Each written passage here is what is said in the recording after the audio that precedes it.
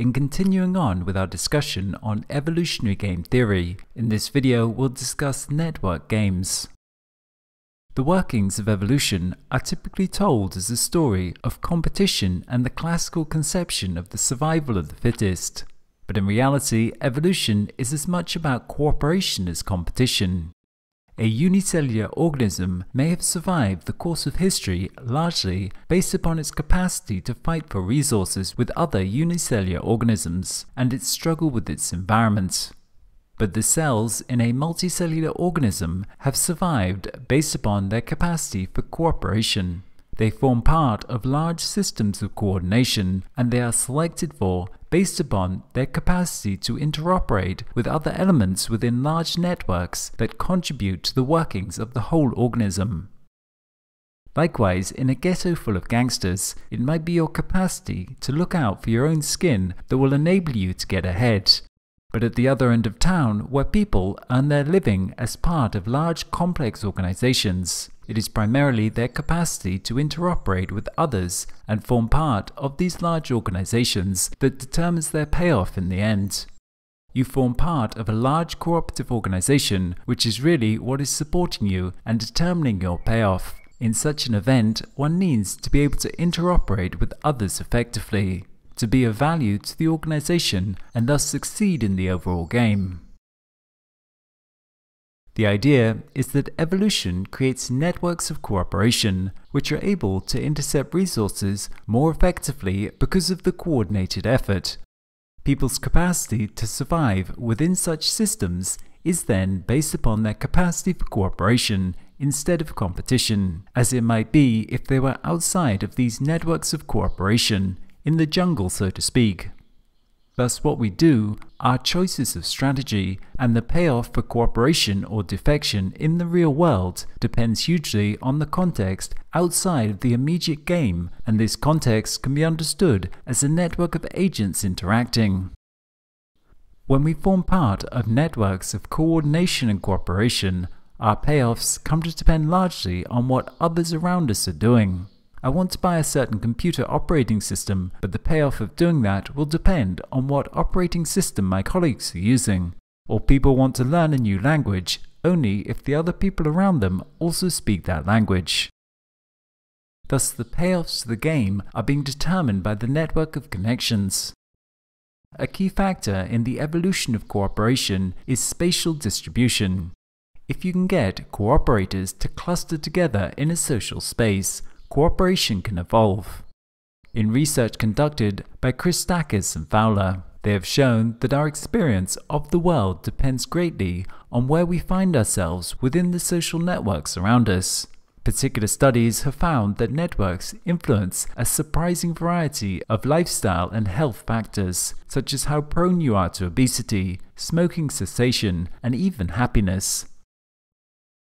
The experiment they conducted took place in Tanzania with the Hadza people, one of the last remaining populations of hunter-gatherers on the planet, whose lifestyle predates even the invention of agriculture. They designed experiments to measure the social ties and social cooperation within the communities. To identify the social networks existing within the communities, they first asked adults to identify individuals they would prefer to live with within their next encampment. Secondly, they gave each adult 3 straws containing honey, and were told that they could give these straws as a gift to anyone in their camp. This generated 1,263 campmate ties and 426 gift ties. In a separate activity, the researchers measured levels of cooperation by giving the Hadza additional honey straws that they could either keep for themselves or donate to the group. When the networks were mapped and analyzed, the researchers found that cooperators and non-cooperators formed distinct clusters within the overall network. When they looked at the individual traits with the ties that they formed, they found clearly that cooperators clustered together, becoming friends with other cooperators. The study's findings describe elements of social network structures that may have been present early in human history, suggesting how our ancestors may have formed ties with both kin and non-kin based on shared attributes, importantly including the tendency for cooperation. And according to this paper, social networks likely contributed to the evolution of cooperation.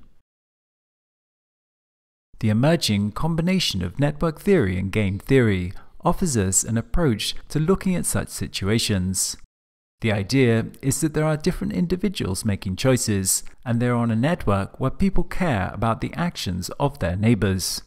As an example, we can think of an individual, Kate, choosing whether to go to university or not, and this action will depend upon how many of her friends are choosing to go to university also.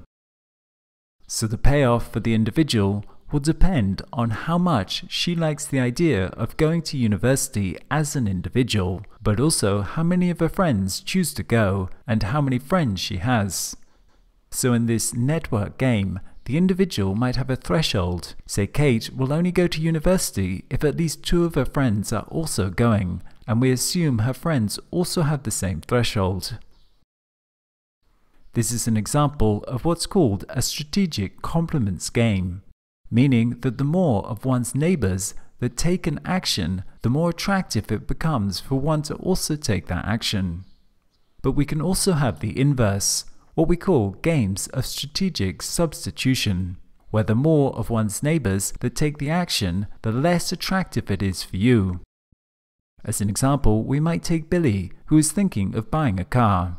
But Billy is also part of a social network of friends, and if one of his friends has a car, then he can take rides with the friend and has no great need to purchase a car. If we assume the same is true for his friends, we could use a social network model of the game to find where the equilibrium state is. So the payoff for Billy would look like a ranking where one of his friends having a car is best, then him having to buy one is second best, and then worst of all, no one having a car. An agent is only willing to take action 1 if no one else they're connected to is also taking that action. So in the network, we can see that it is an equilibrium because all the players connected to a player taking strategy 1 do not take that strategy. Our world is a complex place, especially when dealing with social interaction, where people are embedded within a given social, cultural, economic and physical environments, all of which is affecting the choices they make. The combination of network theory and game theory takes us into this world of complex games, which is much more representative of many real-world situations, but still very much at the forefront of contemporary research. This video has hopefully given you a sense of how network game theory can help us to look outside the box of standard games, to see how other factors in the environment may be influencing the games and how to potentially incorporate these other factors through the application of network modeling.